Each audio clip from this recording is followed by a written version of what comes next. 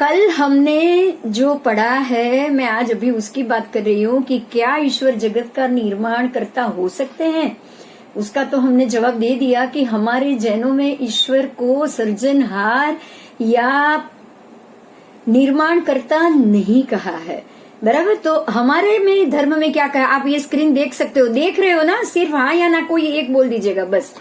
ईश्वर जगत का कर्ता नहीं दृष्टा है। आपको यहाँ दिखाई दे रही होगी जैसे ये पृथ्वी है और उसको जो अब अन्य धर्म कह रहा है कि सृजनहार है, ब्रह्मा सृजनहार है, या जो त्रिदेव ने इसकी रचना की है, ये उनके लिए है। और लेकिन देखिए आप बाजू में देखिए, परमात्मा अपनी केवल दृष्टि से 14 राजलोक को देख रहे हैं।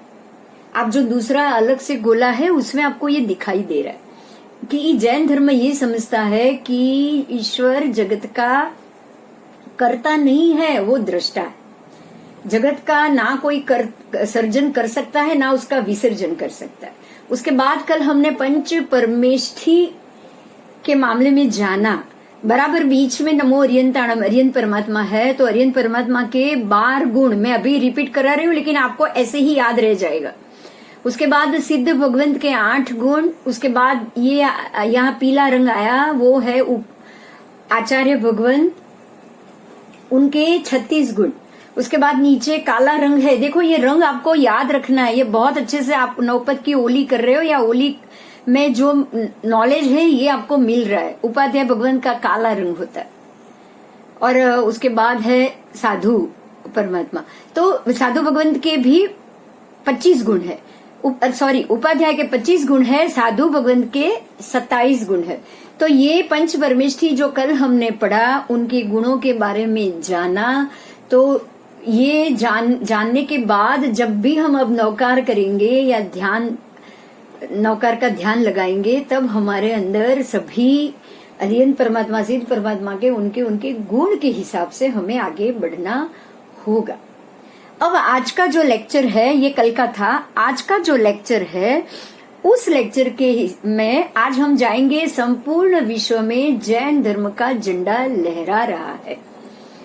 इसके लिए मैं आपको एक बात बताना चाहूंगी। ये विश्व है जो हमारा 6 खंड का, बाकी की पृथ्वी को तो हम नहीं जानते, हमें सिर्फ ये 6 खंड का विश्व पता है। तो ये जो 6 खंड बाकी का है, पर हम गए नहीं, हमने देखा नहीं, हमने सिर्फ उसको जाना है। तो ये 6 खंड का जो विश्व है उसमें सब जगह जैन धर्म का झंडा आज लहरा रहा है। आज लहरा रहा है, वो फैक्ट है, आज की सत्य हकीकत है। और परमात्मा ने ये कहा था कि पंचम आर्य के अंत में समग्र विश्व में जैन धर्म पूरे रूप से व्यापक हो जाएगा। ये 5वें आर्य की बात थी। पहले के समय में तो जैन धर्म सिर्फ मध्य खंड, मतलब हमारा जो भारत देश है उसके 25.5 आर्य देश तक ही सीमित था। इसके लिए भी थोड़ा सा जानना जरूरी है। मैं आपको बताने जा रही हूँ कि जो हमारे 6 खंड है, 6 खंड में भी आपको यहाँ वो मिलेगा। उसके लिए हम बाद में इसके ऊपर पूरा हमारा सब्जेक्ट जाएगा, लेकिन यहाँ जो ये भारत देश का एरिया है आपको यहाँ ऐसे ही दिखेगा। आपको मैप पता है दुनिया का, इसके लिए उसमें मुझे कोई चिंता करने की जरूरत नहीं है। जो भारत देश का नक्शा है वहाँ है 25.5 देश है जो आर्य देश कहे गए हैं। पहले जैन धर्म उसी आर्य देश तक ही सीमित था, लेकिन आज आप लोग खुद ही, कोई अमेरिका से, उत्तर अमेरिका से बात कर रहा है, कोई दक्षिण अमेरिका से बात कर रहा है, कोई जापान में है, और हम सब लोग एक दूसरे से बात कर रहे हैं, सुन रहे हैं, ये पूरा सब्जेक्ट पढ़ रहे हैं। तो यही बात जो परमात्मा ने बताई थी तब कि पंचम आर्य में जैन धर्म पूरे वर्ल्ड में विकसित होगा। और सिर्फ जैनी ही वहां जाएंगे ऐसा नहीं, लेकिन अहिंसा धर्म भी आएगा। ये कोरोना का आना और लोगों का परेशान होना, और उसके लिए आज बहुत सारे लोग, ये जैसे जापान, जैसे चाइना से ये खड़ा हुआ नॉन वेजिटेरियन, बहुत से लोगों ने इसके बाद खाना बंद कर दिया है। और इसके ऊपर जीवों की रक्षा या जीवों को नहीं मारना या उनको मारने से आपकी हेल्थ बिगड़ेगी, ऐसा ह्यूमैनिटी के लेवल पे भी पूरा विश्व इस बात पे आगे जा रहा है। तो ये पंचम आर्य में जो फल होना है वो परमात्मा ने तब कहा था, और आज हम देख रहे हैं। देखिए आप सारे 6 के 6 खंडों में आपको आज भी जैन मिलेंगे। वहां पे जैन परिभाषा भी मिलेगी, जैन धर्म का पालन भी मिलेगा, और सब जगह आपको उपवास, व्रत, पचखांड, चौवियार, सब पर्यूषण आज भी आपको होते हुए दिखाई देंगे। अब इसके बाद के टॉपिक पे हम जाएंगे। इसीलिए कहा है जैन धर्म वह विश्व धर्म है, ये समग्र विश्व में व्यापक रूप से आज फैला हुआ है। बाकी आपको पढ़ना है, बाकी सारी चीजों को पढ़ना है, जो जरूरी होगा उसके ऊपर ही मैं आपको डिस्कशन करूंगी। बाकी एक दो उदाहरण है, वो सारे वर्ड टू वर्ड हम नहीं जाएंगे। आपको ये सारी चीज आप देख लेना, पढ़ने को मिल गया तो बहुत अच्छी बात है, अगर पढ़ने को नहीं मिल रहा है आप उसको एनालाइज करके भी पढ़ सकते हो, बहुत अच्छा होगा।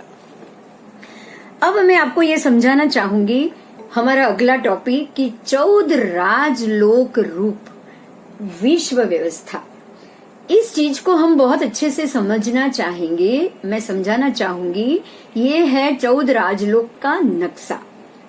जो 14 राजलोक का नक्शा है, उसके लिए मैंने कल आपको एक बात बताई थी कि पूरे अनंत लोक, अलोक, अनंत अलोक, इतनी बड़ी मात्रा में, इतने बड़े योजन, क्योंकि उसको अनंत बोला है, अनंत योजन प्रमाण, क्योंकि हमारे आगमों में और जैनिज्म में परिभाषा के शब्द है ये अनंत और असंख्य। अभी थोड़ी मैं उसकी बात कर लूं। ये काल का प्रमाण है, समय का प्रमाण है, समय का भी प्रमाण है, और जमीन या योजन का भी ये प्रमाण है। असंख्य का मतलब है जिसको आप नंबर में नहीं दे सकते हो, मतलब मैं 100 करोड़, 200 करोड़, 1000 करोड़, 10,000 करोड़, उसके बाद 1,00,000 करोड़, उसके बाद मेरे पास वर्ड नहीं है। करोड़, कोटा कोटि, मतलब करोड़ मल्टीपल करोड़, अब उसके बाद हमारे पास शब्द नहीं है। तो उसके बाद जो शब्द नहीं है उसको असंख्य कहा गया है, क्योंकि अब आपके पास संख्या नहीं है। संख्या नहीं है तो आप ये कह सकते हो असंख्य योजन प्रमाण। लेकिन अनंत का क्या मतलब हुआ कि असंख्य में भी कहीं ना कहीं मल्टीपल हम नहीं कर सकते, लेकिन कहीं ना कहीं तो हो सकता है, उसका एक माप हो सकता है। देखिए ये 14 राजलोक में क्या है पता है, 14 रज्जु का माप आ गया, आप ये समझ सकते हो। यह नंबर है साइड में, आप देखिए 1 2 3 4 5 नीचे से लेके ऊपर तक 7 है, और 7 से ऊपर वापस 1 जा रहा है। तो 7 और 7 14, ऐसे 14 राजलोक, 14 रज्जु प्रमाण माप आ गया।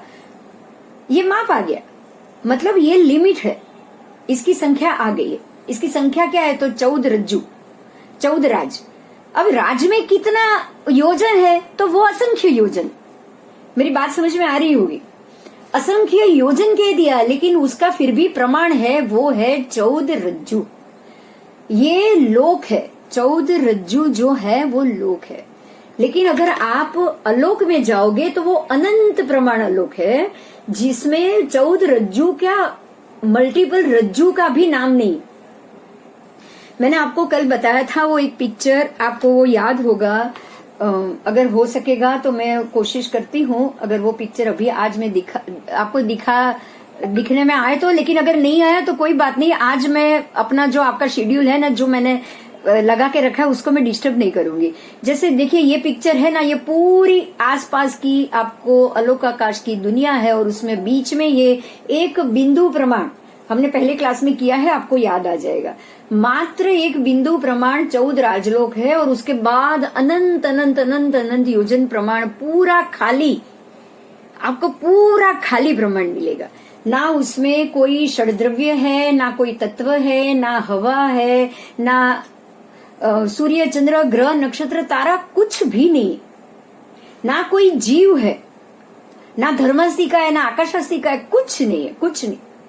अनंत अलोक, आकाश तो है ही, पर वो अनंत अलोक नाम है उसका। और जहां पे ये 14 राजलोक है, देखिए आपको फिर से दिखाई देगा, ये 14 राजलोक है, वो सिर्फ 14 राजलोक का भाग ही लोक है। ठीक है, ये 14 राजलोक को लोक मानेंगे, और बाकी के उसके बाद की सारी जगह को हम अनंत अलोक आकाश मानेंगे। तो अब हम 14 राजलोक की बात करेंगे। ये 14 राजलोक रूप विश्व व्यवस्था वो वैशाख संस्थान से संस्थित है। इस चीज को समझना है, क्योंकि शास्त्र ने इसको वैशाख संस्थान नाम दे दिया। वैशाख का मतलब क्या हुआ? वैशाख मतलब हमारा वैशाख महीना नहीं, लेकिन वैशाख का मतलब क्या है? तो कर कमरे धरी नर खड़ा। कर मतलब हमारे हाथ, हाथ को कमर पर लगाकर एक नर खड़ा है। होवे पांव पसार, उसने अपने दोनों पैरों को चौड़ा कर दिया। आप देख सकते हो उसके पैर चौड़े हो चुके हैं, जो बराबर कंधे के माप की चौड़ाई उसने पैर की रख ली। जितना उसका कंधा चौड़ा है बराबर उतना ही चौड़ा उसका पैर है। तो कर कमरे धरी नर खड़ा, होवे पाव पसार, द्रव्य पूर्ण सब लोक का। जो लोक सभी द्रव्य से पूर्ण है, समझना इस बात को। जो लोक सभी द्रव्य से, सभी द्रव्य मतलब सब द्रव्य मतलब षड द्रव्य, हमारे में 6 द्रव्य है। जो लोक षड द्रव्य से पूर्ण है, जानो यह आकार, उसका बिल्कुल वैशाख संस्थान का आकार है। 14 राजलोक का आकार वैशाख संस्थान संस्थित पुरुष के आकार के प्रमाण का कहा गया है। ठीक है, मेरी बात मुझे ऐसा लग रहा है आपको समझ में आ गया होगा। तो ये है वैशाख संस्थान संस्थित 14 राजलोक। अब हम इसकी थोड़ी चर्चा करेंगे। देखिए, आपको यह आकार ऐसा ही मिला है। देखो, कमर पर हाथ है, कमर पे हाथ आपको कहाँ मिलेगा? तो ऊर्ध्व लोक में, जो आप पहले दूसरा तीसरा चौथा मध्य लोक के ऊपर जाओ। आप देखो, पहला देवलोक पढ़ सकते हो आप, पहला दूसरा देवलोक, तीसरा चौथा देवलोक, 5वां 6ठा देवलोक। देखो, अभी मैंने बड़ा कर दिया, आप पढ़ सकते हो। 1 देवलोक 2 देवलोक पढ़ रहे हो आप। तो पहला दूसरा तीसरा चौथा 5वां 6ठा 7वां 8वां 9वां 10वां 11वां 12वां, वो चारों साथ में आएंगे। तो ये है हमारा ऊर्ध्वलोक, और बराबर आपको 7वें और 8वें देवलोक के मध्य में आपको कमर पे हाथ धर के खड़े हुए 2 कोनी का आकार मिलेगा, चौड़ाई मिलेगी। और कमर है पतली उसकी, वो है आप हमारा मध्य लोक। ये जो मध्य लोक है ना, ये उसकी कमर है। उसके बाद आप नीचे आओ, देखो पांव पसार के खड़ा है, चौड़ाई देख लीजिए आप, ये उसकी चौड़ाई है। जो तमस्तम प्रभा जो लिखा है 7वीं नार की, नरक 7, उसके नीचे की आप चौड़ाई का नापो तो वो पांव पसार के खड़ा है। तो ये बिल्कुल वैशाख संस्थान से संस्थित आकार हो गया। ये हमारा 14 राजलोक है, बराबर मध्य में मध्य लोक है। आप देख लो, यहाँ ये मध्य लोक है। मध्य लोक में, मध्य लोक से जब ऊपर जाएंगे, ऊर्ध्व लोक में 7 रज्जु है। देखिए, मैंने अभी बराबर पिक्चर ऐसा लगाया है, आपको समझ में आ गया होगा। ये मध्य लोक है, बराबर मध्य में मेरू पर्वत है। मेरू पर्वत के ऊपर आपको 7 रज्जु, 7 6 5 4 3 2 1, आप ये पढ़ सकते हो ना। ये 7 ऊर्ध्व लोक है, जहां पर हमारे 12 देवलोक, फिर 5 9 ग्रैवेयक, और उसके ऊपर 5 अनुत्तर विमान, और उसके ऊपर सिद्धशिला स्थित है। तो आपको ये समझ में आ गया होगा कि मध्य लोक के ऊपर जो ऊर्ध्व लोक शुरू होता है, उसमें पहला दूसरा देवलोक, फिर तीसरा चौथा देवलोक, फिर 5वां 6ठा देवलोक, फिर 7वां 8वां देवलोक, यहां तक आपको जैसे एक फ्लोर पे 2 देवलोक मिलेंगे।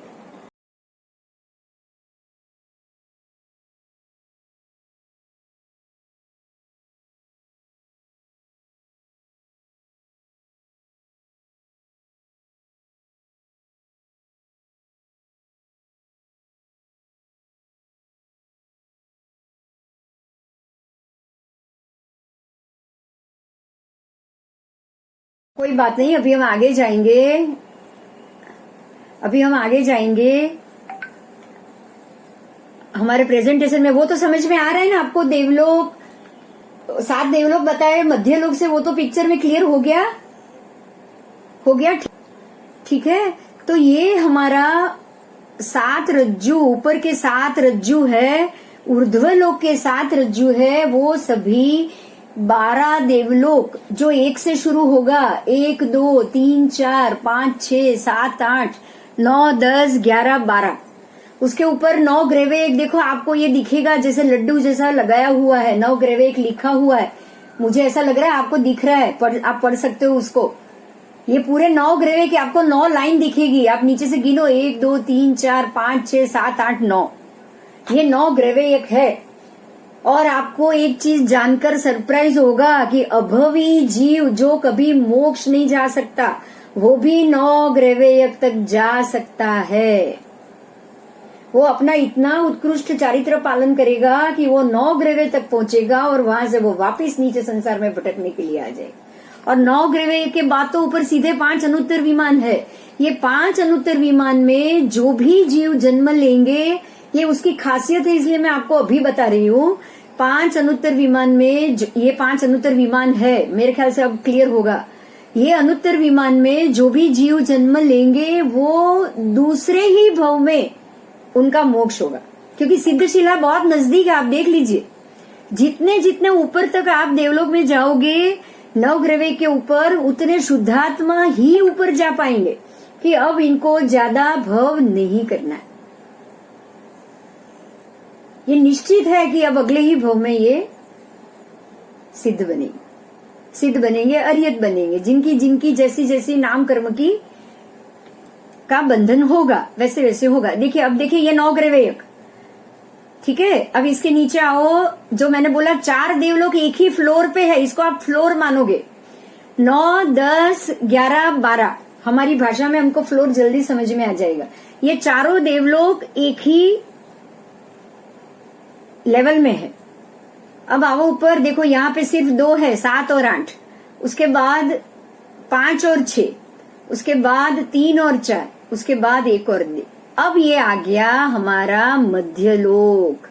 देखो यहाँ मध्यलोक अक्षर मिलेगा आपको, ये है मध्यलोक, बराबर मेरु है और बाजू में सूर्य चंद्र। अभी मैं मध्यलोक को मैं बड़ा कर रही हूं, ये सूर्य चंद्र है और मेरु के आसपास वो गोल गोल घूम रहे हैं, ठीक है। अभी आगे जाओ, ये हुआ शुरू नरक, मतलब मध्यलोक से बराबर नीचे आप जाओगे, 7 और रज्जू है, 7 6 5 ऐसे 7 रज्जू और है जहां पे आपको नरक मिलेगा।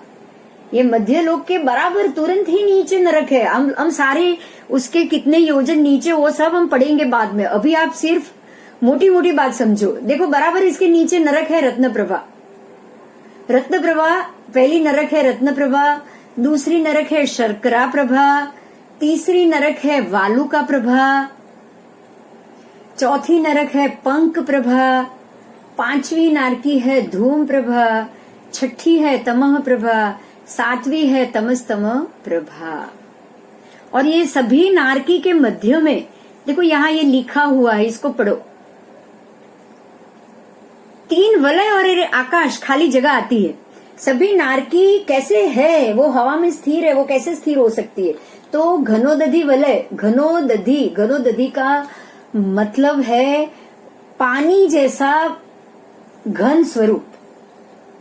पानी का घन स्वरूप होता है बर्फ, मालूम है ना, वो तो पानी का घन स्वरूप होता है बर्फ। तो पानी युक्त घन स्वरूप। उसके बाद है घन वात, वात का मतलब हुआ वायु, वात का मतलब ही वायु है। तो वो घन वात मतलब बिल्कुल घन, जिसके अंदर बिल्कुल भी आपको खाली जगह नहीं मिलेगी, घन जैसा वायु। उसके बाद आएगा तन वात, वो भी वात है, वायु का ही है। तो ये तीनों वायु के वलय है। उसके बाद है आकाश, खाली जगह। आकाश का मतलब खाली जगह, आकाश में कुछ नहीं है, आकाश मतलब एम्प्टी प्लेस।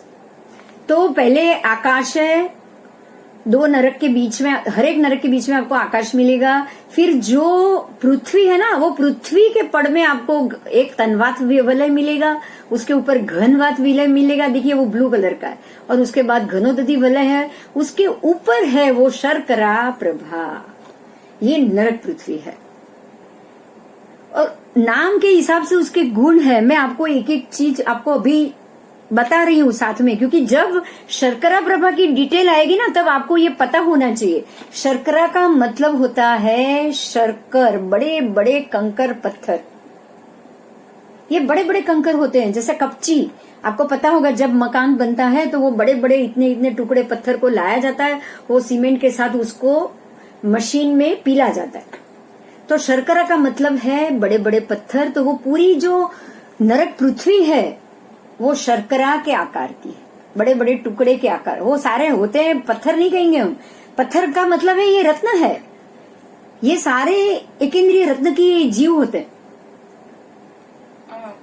મિચ્છામી દુક્કડમ હજી પણ બે ત્રણ જણાને આપું છે. હા, થેન્ક યુ વેરી મચ મિચામીની. હું તમને થેન્ક યુ કહું છું.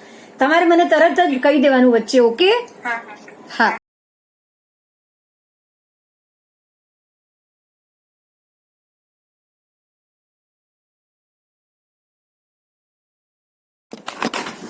आगम के अनुसार बाकी सारी 2.5 द्वीप की पृथ्वी बिल्कुल जो हम कहेंगे ना शाश्वत है, जो बदलती नहीं है, लेकिन सिर्फ 5 भरत और 5 ऐरावत को ही प्रायः शाश्वत कहा है।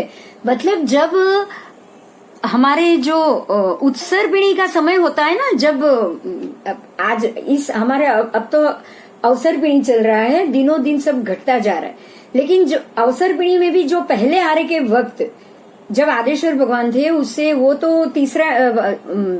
चौथे आरे के शुरू में आए, तीसरे आरे के अंत में आए और चौथे आरे से 24 तीर्थंकर शुरू हुए। लेकिन जब पहले आरे की जो पृथ्वी थी, तब जो पहला आरा था ये अवसरपिणी का भी, उस समय में ये पूरी पृथ्वी रत्न और रमणीय, उसका शब्द है बहुसमय रमणीय रत्न से भरी हुई थी। ये कंकर वंकर नहीं थे, कांटे नहीं थे तब। अब जो आज हम जमीन पे चल रहे हैं ना, वो पृथ्वी कंकर की है, कांच की है, या कैसे कचरा है, सब चीज है। लेकिन तब यही पृथ्वी सुवर्ण, मणि और बहुसमय रत्न से बनी हुई थी। और आज इतने समय बाद दूसरे आरे, तीसरे आरे, चौथे आरे में वो उसका परिवर्तन होता जाता है। और वो परिवर्तन होते होते फिर मिट्टी आ गई, चौथे आरे में ही वो मिट्टी बन गई। उसके बाद ही परमात्मा ने खेती कैसे करनी है, आपने ये सारी चीज जानी होगी, पढ़ी होगी कि हमने खेती शुरू ही तो चौथे आरे में की है। आदेश्वर दादा ने तो सिखाया खेती कैसे करना, क्योंकि उससे पहले ये मिट्टी थी नहीं ऐसी। उससे पहले तो सारे कल्प वृक्ष थे, और कल्प वृक्ष में ही ऊपर ही रहना था, घर भी वहीं पे था। तब 1.5 गांव के जो भी युगलिक थे ना, वो सारे कल्प वृक्ष के ऊपर रहते थे।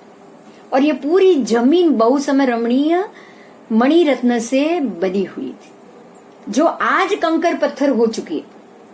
ठीक है, तो आज आप ये जानोगे कि ये जो शर्करा है वो भी this is one type of रत्न। जैसे हमारे आज जो कंकर है ना, जिसे हम घर बनाते हैं, वो भी तब रत्न थे। ठीक, इस पॉइंट पे आज ज्यादा डिस्कस नहीं करेंगे। जब आपका उत्सर्पिणी अवसर्पिणी के 6 आरे का काल का सब्जेक्ट शुरू होगा तब आप उसको पूरे पढ़ेंगे। लेकिन जो आज कंकर की बात आई, इसलिए मैंने आपको बताया कि ये कंकर आज कंकर है, तब यही कंकर सोने और चांदी के टुकड़े या रत्न के टुकड़े हुआ करते थे। ठीक है, जब पहला आरा था। अब हम आगे जाएंगे। शर्करा प्रभा का मतलब है पत्थर जैसे बड़े बड़े रत्न, और ये उनकी जमीन ही ऐसी होती है, और पहली नारकी के जीवों को यही रत्न पीड़ा देते। उनका शरीर ही ऐसा होता है कि ये रत्न की गर्मी या उसका प्रकाश उनका शरीर सहन ही नहीं कर सकता। अब आओ आगे। दूसरी नारकी नाम है वालुका प्रभा। वालुका का अर्थ है मिट्टी। मिट्टी जैसे शंकर जो कंकर बड़े बड़े पत्थर है ना, वालुका का मतलब है रेती। आपको पता होगा, जो छोटी छोटी महीम कण की रेती होती, वो है वालुका। वालुका का मतलब है मिट्टी। अब हम आएंगे, वालुका वो जमीन ऐसी है। उसके बाद है पंक प्रभा। पंख का मतलब है, पंख आपको पता है, पंकज, आपको मैं इजी वर्ड दे रही हूँ, पता चल जाए। पंकज का मतलब है कमल, तो पंकज उसको इसीलिए कहा गया है। ज का अर्थ है जाया, जन्म लेना। कमल पंख में, कादव में जन्म लेता है, इसलिए उसको पंकज कहा गया है। तो पंख का मतलब है कादव। ये भूमि कादव जैसी है, कीचड़ कादव जैसी। उसके बाद है धूम प्रभा। धूम का मतलब है, बिल्कुल आपको धूम पता होगा, धुआं। धुआं बिल्कुल काला होता है। धूम का अर्थ है धुआं, काला। ऐसा काला धुआं होता है, आप एक का चेहरा एक दूसरे का चेहरा तक नहीं देख सकते। और ये आपकी कौन सी नारकी हुई? 5वीं नारकी हुई। आपको ये पता होना चाहिए कि 5वीं नारकी में जैसे जैसे नरक में हम नीचे जाएंगे ना, हमारी पीड़ा बढ़ती जाएगी। तो आपको अंधेरा हो, कौन मार रहा है वो नहीं पता, आपके शरीर से खून निकल रहा है, आपको पीड़ा मिल रही है, लेकिन कौन पीड़ा ही दे रहा है आप किसी को देख नहीं सकते। अब इससे ज्यादा नरक की पीड़ा हमको क्या हो सकती है क्या? उसके बाद है तमह प्रभा। तमह का मतलब अंधकार। जो धूम है ना, धुआं है, उसमें तो फिर भी आप कुछ देख पाओगे धुएं के बीच में से, लेकिन तमह प्रभा में आप बिल्कुल नहीं देख पाओगे। अब आता है तमस्तम, मतलब गाढ़ा गाढ़ा अंधकार। जैसे आप इतना सोच लो कि तमह प्रभा अगर रात के 10 बजे का ब्लैकआउट है, तो तमस्तम प्रभा रात के 12 बजे का ब्लैकआउट है, मतलब और घना अंधकार। तो ये आपकी 7 नारकी हुई। और जैसे जैसे नीचे जाओगे ज्यादा पीड़ा मिलती जाएगी, ज्यादा तकलीफ मिलती जाएगी। और ये हमारा 14 राजलोक, जिसकी विश्व व्यवस्था परमात्मा ने जैसा देखा वैसा बताया। आपका ये पूरा फर्स्ट चैप्टर खत्म हुआ। ये टॉपिक के बाद आपका पहला चैप्टर खत्म हुआ है। आज मैंने आपको ये सारे पेज भेजे हैं। देखो ये प्रश्नोत्तरी, अब मैं इसको बड़ा कर रही हूँ, आपको बहुत कुछ समझ में आ जाएगा। ठीक है, देखो वैशाख संस्थान संस्थित 14 राजलोक, ये प्रश्नोत्तरी है। उसमें आपको अरिहंत परमात्मा के 12 गुण, सिद्ध भगवंत के 8 गुण, ये दूसरा प्रश्न है। तीसरा है उपाध्याय भगवंत के 25 गुण। चौथा है 11 अंक के नाम, 12 उपांक के नाम, चरण सित्री और करण सित्री। छठा है पंच परमेष्ठी के कुल 108 गुण, पांचवा है पंच परमेष्ठी के कुल 108 गुण। छठा है क्या ईश्वर जगत का निर्माण करता हो सकता है। सातवां है जैन धर्म विश्व धर्म है, इस बात को सिद्धांत देकर समझाइए। 8वां प्रश्न है अनंत लोकाकाश की कल्पना। 14 राजलोक रूप विश्व व्यवस्था, उसको आपको अपने ही शब्दों में कुछ 5-7 लाइन में उसका वर्णन करना। 9वां प्रश्न है 14 राजलोक के 3 विभाग, आपको एक विभाग, फिर दूसरा विभाग, फिर तीसरा विभाग। उसके बाद है 8 रुचक प्रदेश, रुचक प्रदेश के स्थान, अष्ट रुचक प्रदेश, वही उसी में है। ये 9वां प्रश्न है। अब आया 10वां प्रश्न, तिरछा लोक में समाये हुए अन्य प्रदेशों की स्थिति। तो जो तिरछा लोक में अन्य कौन कौन से प्रदेश है तिरछा लोक में, उसकी आपको बात करनी है। अब आओ नीचे पंच महाव्रत, ये 10 प्रश्न हुए और 10 टूक नोंद है। मैं बोल देती हूँ, आपको रिकॉर्डिंग में मिल जाएगा अगर कुछ नहीं पढ़ाई दिया तो। ठीक है, टूक नोंद है, पहला है पंच महाव्रत और अष्ट प्रवचन माता, जो कल के रिकॉर्डिंग में है। दूसरा है श्री आचार्य भगवंत के 36 गुण। थर्ड वन है श्री साधु भगवंत के 27 गुण और पंच महाव्रत। चौथा है 5 समिति 3 गुप्ती और 22 प्रकार के परिशह। 5वां है ईश्वर जगत का निर्माण व संचालन करता है, इस बात को उदाहरण देकर समझाओ। 6ठा है जैन धर्म में व्यवस्थित क्रमिक वैज्ञानिक उत्तरण। 7वां है अनंत अलोक 14 राजलोक की लंबाई और चौड़ाई का प्रमाण उदाहरण देकर समझाओ। 8वां है सिद्धशिला की स्थिति और ढाई द्वीप। 9वां है समभूतला की स्थिति और अधोलोक। 10वां है तरस नाड़ी और स्थावर नाड़ी। ये आपके 10 और 10 20 क्वेश्चन है।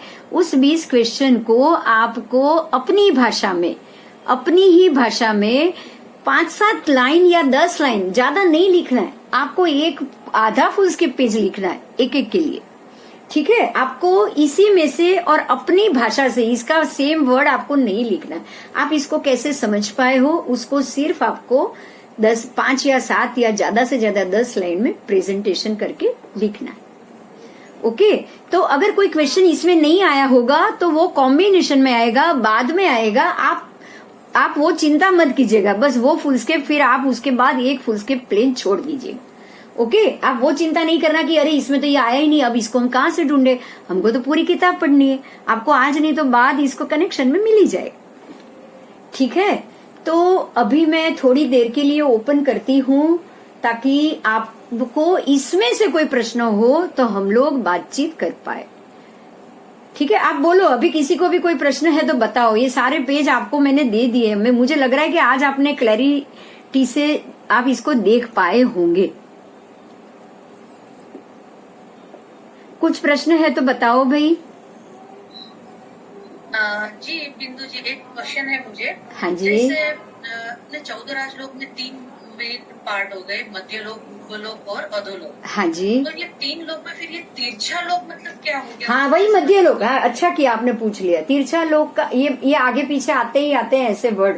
तिरछा लोक का मतलब हुआ कि मध्य लोक। मैं आपको दिख रही हूँ ना, अभी मैंने प्रेजेंटेशन बंद कर दिया। इसका मतलब हुआ है मध्य लोक।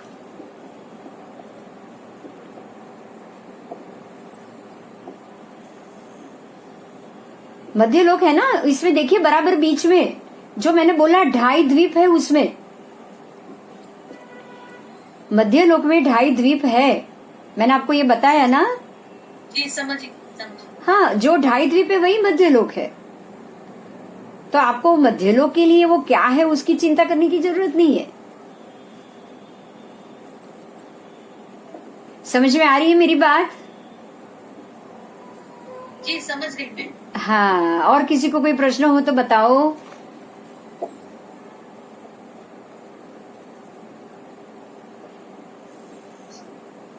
हेलो, मैं कल मंडे को नहीं ज्वाइन हुआ था। अच्छा, आप मंडे को ज्वाइन नहीं हुए थे तो रिकॉर्डिंग तो मैंने, कोई बात नहीं, मैंने तो मैं गूगल में देखूँ ना, गूगल नहीं, यूट्यूब पे। आप यूट्यूब पे देखना। मैं अलग से रिकॉर्ड करती हूँ क्योंकि हमारा जो डिस्टरबेंस है ना वो रिकॉर्डिंग में ना आए। यूट्यूब में देख के मैं उसका हाँ जी, मैंने दोनों तरीके सवाल जवाब इसी में देना होगा। प्रश्नोत्तरी सवाल जवाब आपको लिखना है अलग से। आपको ये पूरा हमारा जो कोर्स है ना, आप उसके लिए कॉरेस्पॉन्डेंस राइटिंग से हम थीसिस देंगे, आप थीसिस सबमिट करोगे तो आप अपने पास फुल स्केप में लिखते जाओ। मतलब क्या है कि मैं आपको अभी से लिखने के लिए क्यों कह रही हूँ, क्योंकि अभी नया नया आपने सीखा। आप ऐसा सोचो 5 लेसन हो जाने तो बाद में लिखेंगे तो आप डिस्टर्ब हो जाओगे, है ना। आप क्या करोगे, अगर कुछ नहीं समझ में आया क्वेश्चन तो आप नेक्स्ट लेसन में आप मुझे तुरंत पूछ लोगे। हाँ बोलो। पेज ઉપર 14મી લાઈન છે। हाँ, એ લાઈન મને સમજ નહીં પડી। 9वां पेज ऊपर 14वीं, तो मैं क्वेश्चन में बोल गई ना, वही होगा। एक मिनट। हाँ, एक मिनट। मैंने इसीलिए सब क्वेश्चन बोल भी दिया ताकि એ લાઈન માં સમજાવ્યું ને। अच्छा, एक मिनट मैं प्रेजेंटेशन करती हूँ वापस।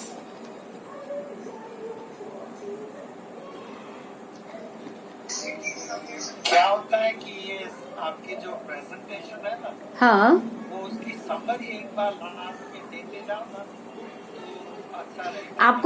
आपको मैं अभी ये तो मैंने है ना पिक्चर लेकर दिया है, मैं आपको अभी पीडीएफ भेजूंगी। महात्मा को मैंने बोला है अपने साहब को, मारा साहब को, कि आपको वो पीडीएफ भेजेंगे तो इससे भी ज्यादा क्लियर होगा। आप चिंता मत करो, इससे भी ज्यादा क्लैरिटी वाले वर्ड मिलेंगे आपको, ठीक है। जी जी। हाँ बोलो, 9वें पेज में आपने क्या बोला? हाँ, राजलोक के बराबर मध्य भाग में हाँ। त्रस नाड़ी आई हुई है, वो समझी। वह उस त्रस नाड़ी एक राजलोक चौड़ी और 14 राजलोक लंबी है। हाँ, फिर है ना। नहीं, वो त्रस नाड़ी का टॉपिक अभी आया ही नहीं है। अच्छा वो ही है। हाँ सॉरी हाँ, त्रस नाड़ी का टॉपिक आएगा, मैं पूरा समझाऊंगी आपको। Okay sorry. अभी तो हमने जो समझा है आप उसका ही, बाकी अगर लगे ना कि ये क्वेश्चन अभी हमारे पढ़ाई में नहीं आया है तो वो आप उसके लिए हाफ पेज छोड़ दो, उसके पेज बस, ओके सॉरी। और बाद में आप मेरे को बता देना तो मैं डिस्कस करा दूंगी, नहीं तो अगले क्लास में आपको समझा दूंगी। लेकिन मैं चाहूंगी कि आप जो टॉपिक लिखो वो पहले पढ़ाई में आ जाए, उसके बाद ही आप लिखो, ठीक है? हेलो हाँ जी बोलो। બિંદુબેન તમે નરકનું જે વર્ણન બતાવ્યું એવું દેવલોકનું વર્ણન હવે પછી બતાવશો? પૂરું તમારે 2 વર્ષ 3 વર્ષમાં आज ભણવાનું છે, आपको आगे पूरा यही पढ़ना है। ये तो अभी मोटी मोटी बात है, एकदम मोटा, मतलब अब जैसे बाल मंदिर वाले बच्चे को हम ABCD सिखाते हैं, फिर A for Apple, B for, तो वो बाद में आएगा ना, ऐसे ऐसे। अभी आपको क्या करना है पता है? आप ये ब्रह्मांड, पहले मैंने आपको बताया ये अलोक इतना विस्तृत है, अनंतानंत योजन प्रमाण अलोक है, उसमें सिर्फ छोटा बिंदु जितना ही लोक है, वो हमने कल पहले ही दिन देख लिया था। अब वो लोक कितना है, हम लोग तो उसके लोक के अंदर है ना। अब देखो मैं यहाँ आपको ले जाती हूँ, 1 मिनट, आपको मैं फिर से वो प्रेजेंटेशन में ले जाती हूँ। हम लोग कहाँ है आप ढूंढ भी नहीं पाओगे।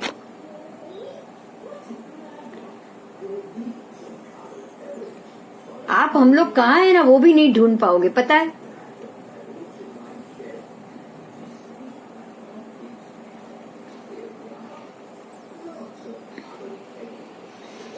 देखिए ये है अनंत लोकाकाश, उसमें ये आया 14 राजलोक, और उसके बाद देखो ये मध्य में मेरू दिख रहा है, ये मध्य में ऊंचा पर्वत दिख रहा है ना मेरू, ये नरक 1 की सामने लाइन में, जी जी वो दिख रहा है यहाँ। वो बस वो मेरू है, और वो मेरू से हम लोग 50,000 योजन दूर है। मेरू से हम 50,000 योजन दूर है। वो 50,000 योजन में से सिर्फ भरत क्षेत्र है ना, जैसे ये 6 खंड, अभी और भी मैं आपको बताती हूँ, ये जो हमने 6 खंड पढ़े ना जो विश्व के, वो 50,000 योजन हम दूर है, उसमें से भी ये विश्व के जो 6 खंड है ना वो सिर्फ 500 योजन। ये पूरा जो विश्व है ना 6 खंड वाला, ये अमेरिका और ये नीचे ऑस्ट्रेलिया, न्यूजीलैंड और यहाँ पे जापान, ये जो पूरा विश्व है ना वो सिर्फ 500 योजन का है। आपको तो ये पता है पूरा वर्ल्ड आपको मालूम है कितना बड़ा है, उससे आप 45,000 योजन दूर आप मेरू पर्वत को छोड़ के आए हो। कितना गुना हुआ सोच लो। 4 गांव का 1 योजन होता है, ऐसे मुझे अंदाजा है। हाँ 4 गांव यानी 8 माइल। नहीं मैं ये नहीं कहूंगी, अभी वो मत लाइए। आप सिर्फ ये सोचो कि अगर ये 6 खंड 500 योजन का हुआ तो मेरू पर्वत 45,000 योजन दूर, तो कितना मल्टीपल दूर हुआ? 90 मल्टीपल हुआ कि नहीं?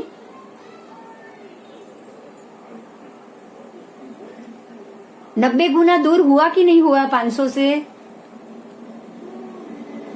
आप 500 को 90 से मल्टीपल करोगे तो 45,000 आएगा।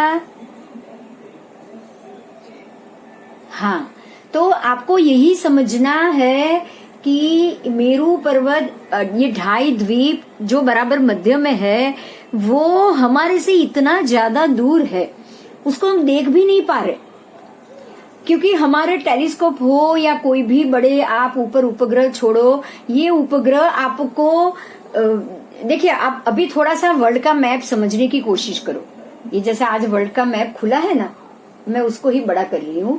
देखिए ये जो वर्ल्ड का मैप है, आपको पता है ये जापान से आगे आगे आगे आगे जाने का रास्ता है, वहां पे हमको क्या मिलता है? आपको पता है वहां लावा के पर्वत है, फ्यूजियामा लास्ट है, आपको ये मालूम है? जी जी है ना। और इस तरफ आप जाओ, उत्तर अमेरिका लास्ट है, अलास्का, अलास्का। अलास्का लास्ट है, उसके बाद आपको क्या मिलेगा? कुछ नहीं, पर्वत पर्वत पर्वत पर्वत। आप आगे आगे जंगल जंगल ही मिलेगा, आगे कुछ मिल रहा है?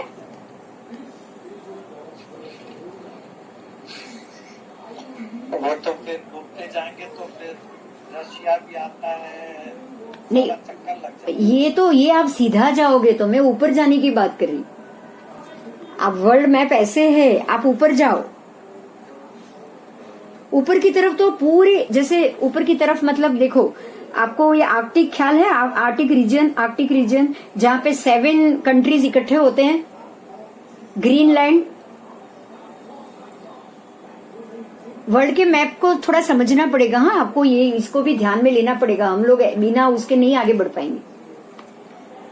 Greenland, Iceland. हाँ, ग्रीनलैंड आइसलैंड जो बराबर 90 डिग्री नॉर्थ पे जो है वो, और वो 90 डिग्री नॉर्थ है, वो वाला लास्ट पोर्शन आ गया हमारे वर्ल्ड का। लेकिन हम लोग 60 डिग्री नॉर्थ के ऊपर ये ग्रीनलैंड आया, राइट? मैं ठीक कह रही हूँ? हाँ, तो 60 से लेके 90 तक का तो पूरा का पूरा बर्फ जाम है, उत्तर ध्रुव।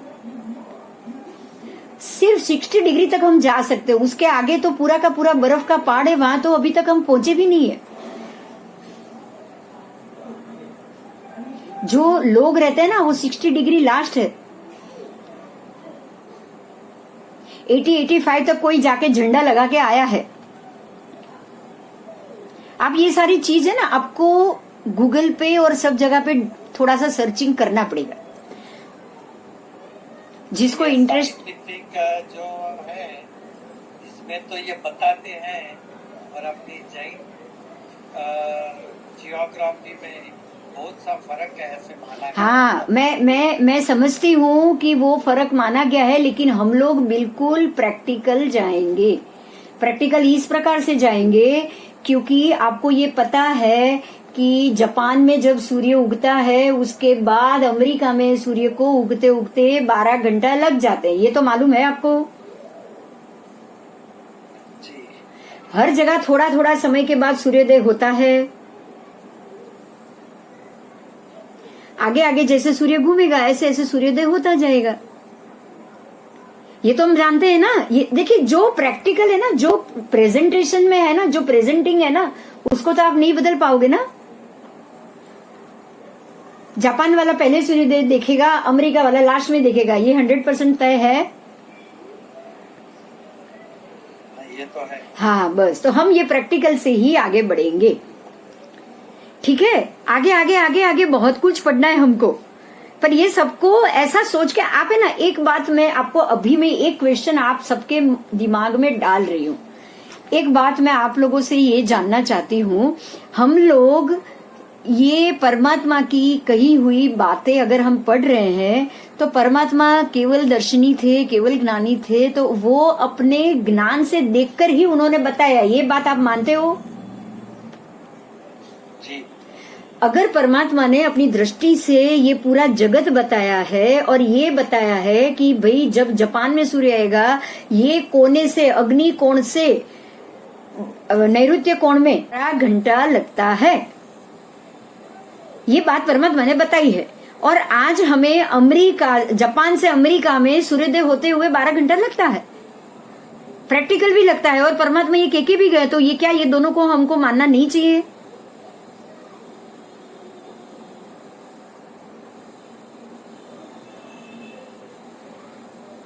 मानना चाहिए या नहीं मानना चाहिए?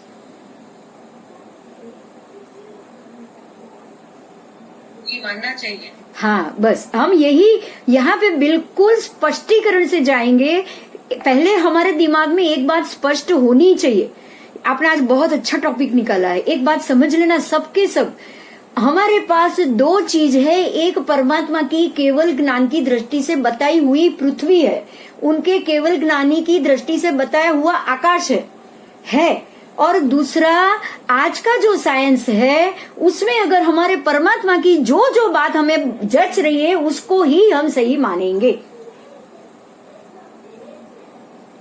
डॉक्टर जी, जो सवाल है, इस जमाने में साइंस का प्रूव करना और केवली भगत ने जो देखा है इसको मारने पे बहुत तकलीफ इसलिए हो रही है कि हमारी अज्ञानता है उसमें। अभी जब कहते हैं विश्व गोल है तो बॉल भी गोल हो सकता है और थाली भी गोल हो सकता है, इसी में ही अटक जाते हैं। थाली भी गोल, देखो एक बॉल भी गोल, आप हम बॉल को मार रहे हैं, नहीं, आपको मैं एक और शब्द दे रही हूँ। थाली मार रहे हैं। सुनिए दो सूरज कहते हैं, दो चंद्रमा कहते हैं। सुनिए मेरी एक बात सुनिए पहले, प्लीज सुनिए। बॉल भी गोल है, थाली भी गोल है, लेकिन हमारे आगम के अंदर से एक और शब्द है कि उल्टा पड़ा हुआ तवा। जी जी, उल्टा पड़ा हुआ तवा जैसा जम्बू द्वीप है। हर एक द्वीप उल्टा पड़ा हुआ तवा होता है या नहीं होता है? द्वीप, देखिए द्वीप शब्द को आप खोलो, परमात्मा ने जम्बू द्वीप कहा है, बराबर। तो द्वीप कैसा होता है? बीच में से ऊपर उठा हुआ ही होता है ना। और दूसरा उस एक और शब्द दिया है आगम में, छत्राकार, छतरी का आकार। छतरी कैसी होती है बताओ? ऐसे उल्टे तवे। बस उल्टे तवे जैसी होती है। अब आप उल्टे तवे जैसी पृथ्वी को जज करो। अभी देखो, मेरी एक बात सुनो, अब एक और बात सुनो। अब आप हमारे जो आज की पृथ्वी जो बॉल में जो उन्होंने जो बताई है ना कि नीचे 90 डिग्री साउथ और ऊपर का 90 डिग्री नॉर्थ, राइट? हम ऊपर से नीचे की हाइट में देखेंगे, हम ऊपर से नीचे की हाइट में देखेंगे, आपको साउथ में जितना आपको सी लेवल कम दिखेगा, नॉर्थ में टोटल सी लेवल डीप दिखेगा, हर एक प्रदेश का। क्यों? क्योंकि उल्टे हुए तवे पड़े होते हैं ना, तो ऊपर चढ़ते चढ़ते चढ़ते जमीन से आप ऊंचाई तरफ जाओगे। जाओगे या नहीं जाओगे? आप 90 डिग्री दक्षिण से जब 90 डिग्री उत्तर पर पहुंचोगे तो धीरे धीरे ऊपर चढ़ोगे या नहीं चढ़ोगे? सिर्फ इतना बताओ। हाँ, बस। तो अब आप सारे प्रदेश की समुद्र लेवल से ऊंचाई चेक कर लेना, आपको बिल्कुल वैसे मिलेगी। ये मैं प्रैक्टिकल कह रही हूं आपको, ये प्रैक्टिकल है। सारे आप नीचे देखो तो अब सबसे नीचे क्या आएगा? Australia, New Zealand. उसके ऊपर जाओ श्रीलंका आएगा, उसके ऊपर जाओ इंडिया आएगा। ये मैं 90 डिग्री साउथ से लेके 90 डिग्री नॉर्थ की बात कर रही हूँ। आप उसके ऊपर आओ हिमालयन रेंज आएगा, उसके ऊपर जाओ चाइना आएगा, उसके ऊपर जाओ रशिया आएगा, उसके ऊपर जाओ ग्रीनलैंड आएगा या नहीं आएगा? उसके ऊपर उत्तर ध्रुव आएगा। आप सबकी सी लेवल चेक करो। धीरे धीरे सारे सी लेवल से अबोव जाते हैं, ऊपर ऊपर ऊपर ऊपर ऊपर।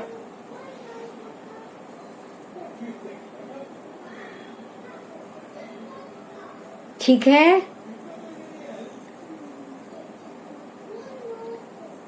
ठीक है, अभी कोई डिस्प्यूट में मत जाओ। आपको बहुत सारे ऐसे कारण मिलेंगे कि लगेगा कि परमात्मा ने जो कहा है वो हमें दिखाई दे रहा है। नहीं, आप सब ठीक कह रहे हो। इसको बात में भागोलना पड़ेगा। हाँ, तब आपके आंसर होंगे, परफेक्ट। हमें पता लगेगा कि नहीं ये बात मानने चाहिए। हम तो आधे तक तो मान चुके हैं, लेकिन आधा बाकी। बस बस बस। न्यूजीलैंड, ऑस्ट्रेलिया की बात करते हो आप, हाँ और अमेरिका की बात करते हो, हाँ। तो उसमें ये फर्क लगता है ना कि थाली भी गोल तरफ घूमती है, ये कुछ भी होती है। तो उसमें ये होता है कि जैसे कि दिन रात चौड़ी। अभी देखो अमेरिका में विंटर होता है तो ऑस्ट्रेलिया में समर होता है, न्यूजीलैंड में समर होता है।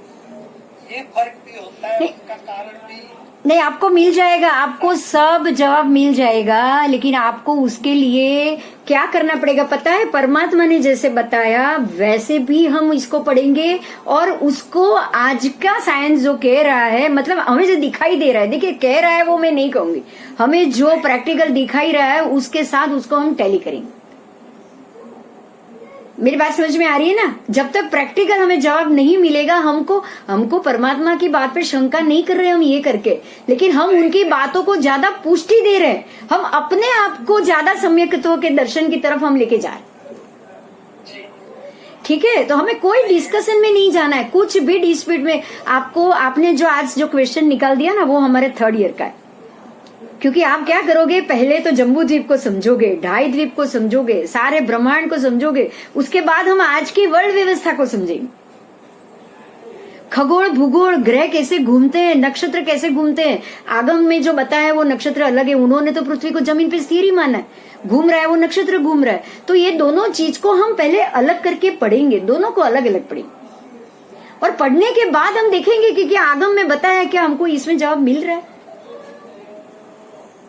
नहीं, परिवर्तन तो हो रहा है सब कुछ, इसलिए मैं पूछ रहा हूँ कि जैसे महावीर स्वामी 2500 उस समय जो कैलेंडर था, टाइम था, वो अलग था, और फिर विक्रम संवत आया, फिर 20 संवत से विक्रम संवत आया, अभी ईस्वी सदी आई, तो टाइम भी बदलता गया। इंसानों ने अपनी अपनी तरफ से, तो if you go back all the way back, तो ईश्वर भगवान और पहला आ रहा, दूसरा आ रहा, तो we have to follow with केवली's दर्शन, केवली दर्शन। बराबर। तो ऐसे आज का टॉपिक आपको बहुत, मुझे ऐसा लग रहा है आप डीप में चले गए हो, शायद कुछ समझने में आपको थोड़ा भी कंफ्यूजन लगेगा, लेकिन नो वरी, आप हर एक स्टेप पे, जैसे मैं आपको ये कहूंगी कि जब षड द्रव्य भी आएगा ना, षड द्रव्य में पुद्गलास्ति का है, पुद्गल मतलब शरीर का समूह, हमारा शरीर किस प्रकार के समूह को इकट्ठा करके बनता है, कैसे एक जन्म होता है, बच्चा जब जन्म लेता है तो क्या होता है। आपको है ना, आज एक बात निकली है ना, तो मैं आपको एक बात बताना चाहूंगी। आज साइंस ने, ये बहुत महत्व की बात है, इससे परमात्मा की सारी बातें कही हुई ना बिल्कुल सच साबित होती। आपको मैं वो एक एग्जाम्पल देना चाहूंगी। आज साइंस ने ऐसा प्रूव किया है कि डायनासोर की एक प्रजाति, डायनासोर की प्रजाति उनके हिसाब से आज से 25,000 साल पहले, वो जो उनके स्पर्म उनको मिला, डायनासोर की जो प्रजाति थी उनके स्पर्म उनको जंगल में मिले हैं, बिल्कुल सूखा हुआ स्पर्म मिला है। और अगर उन्होंने लेबोरेटरी में सब में टेस्ट किया हुआ है, तो उनको उसके अंदर भी जब उसको पानी से या उससे जैसे वापस उसको अंकुरित किया गया, उसको गीला किया गया, तो उसको उनमें से भी जीव पनपते हुए मिले। आज साइंस को मिला है। अब हम इसी बात को समझेंगे।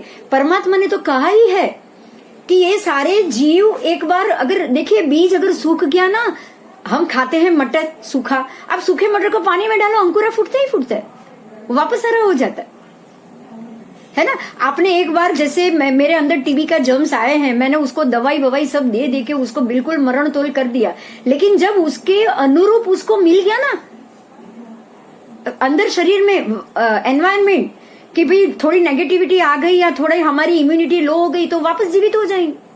तो ये तो आज जो साइंस कह रहा है वो तो भगवान कब के कह के गए कि आज एक वीर्य भी, अपना थूक भी, अगर हम थूकते भी है ना रास्ते पे, तो वो सूख जाता है ना, उसके बाद जब बारिश आएगी ना तो वापस गीला हो जाएगा।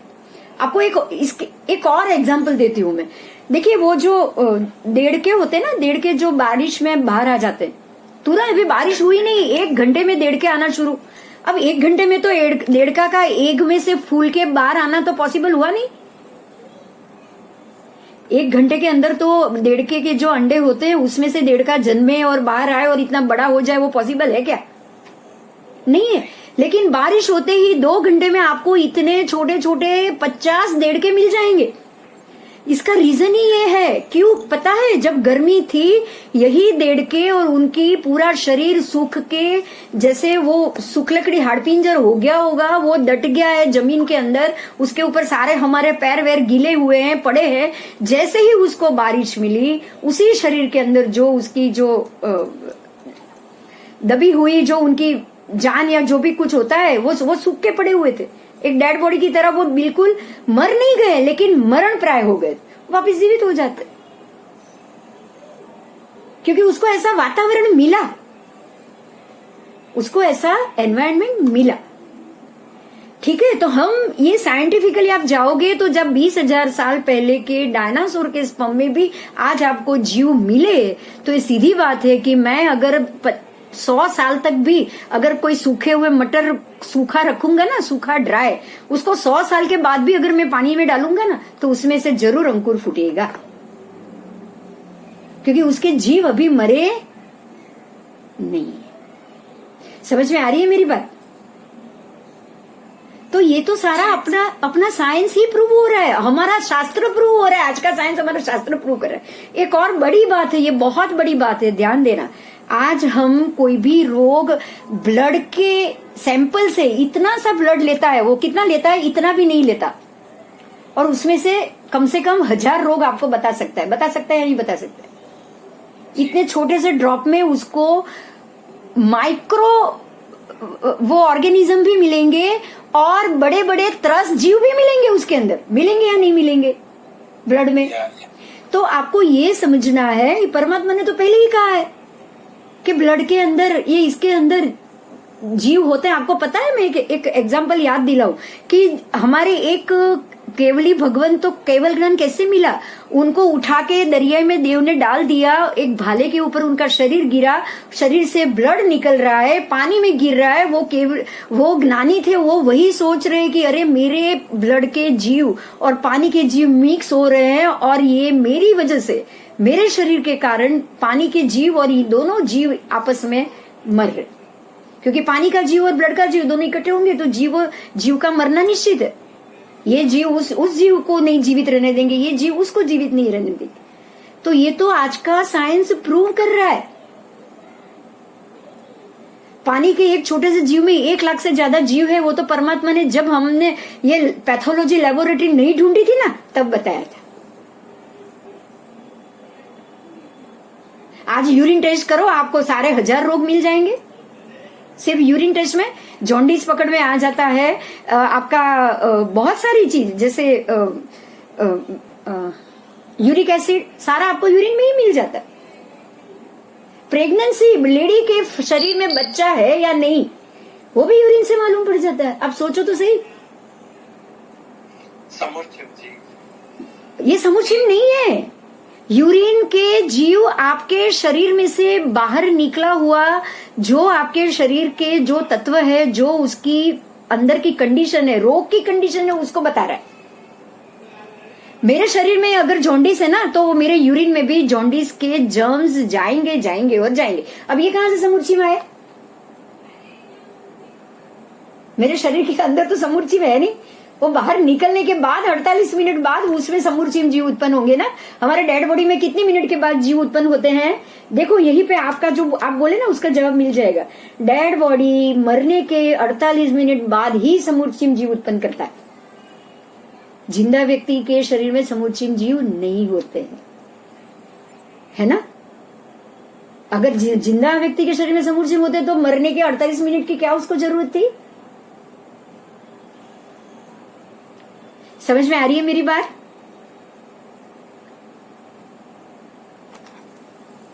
ठीक है, तो हम ये साथ में इस बात को मजबूत करते हुए आगे बढ़ेंगे कि परमात्मा ने जो कुछ भी कहा है, परमात्मा ने, क्वेश्चन बोल रहे हैं क्या?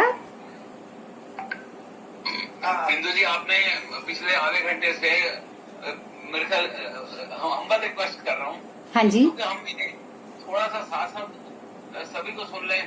हाँ बोलिए। अच्छा, हाँ जरूर बोलिए। हाँ बोलिए। सुनीता बोल रही हूँ। हाँ जी। जो आपने संपूर्ण विश्व के अंदर जो 6 खंड बताए हैं ना, हाँ, तो एक्चुअली में 6 खंड, जैसे एक खंड से दूसरे खंड में कहते हैं कि जीव नहीं जा सकता। जैसे चक्रवर्ती है, उनको भी 6 खंड जीतते हैं, तो एक खंड से दूसरे खंड में जाने के लिए उनको देव उपासना करनी पड़ती है, तब वो एक खंड से दूसरे खंड में जाती है। तो ये जो हमारा जो ये पूरा विश्व है, इसी को आपने 6 खंड बोल दिया। हाँ, तो इसके अंदर थोड़ा सा हाँ, ये मैं यही फिर से समझा रही हूँ आपको। ये क्वेश्चन अभी फर्स्ट ईयर का है ही नहीं। पहले आप विश्व को भी जानो और पहले आप परमात्मा के बताए हुए विश्व को जानो, उसके बाद ही हम कंपैरिजन करेंगे, नहीं तो आप समझ ही नहीं पाओगे। ठीक है, देखिए प्लीज, आज 8 बज चुके हैं, आज ज्यादा टाइम निकल गया, 8-10 हो चुकी है। यही टॉपिक पे हम अगले क्लास में बात करेंगे। नो प्रॉब्लम, ठीक है, क्योंकि मैं आपको 5 मिनट में तो इसका जवाब ही नहीं दे पाऊंगी और समय निकल चुका है। हम अभी अगले क्लास अभी परसों ही आएगा, फ्राइडे को हम 7-पौने 7 बजे वापस मिल लेंगे। ठीक है, ओके ठीक है, बिच्छा भी ओके, नो प्रॉब्लम।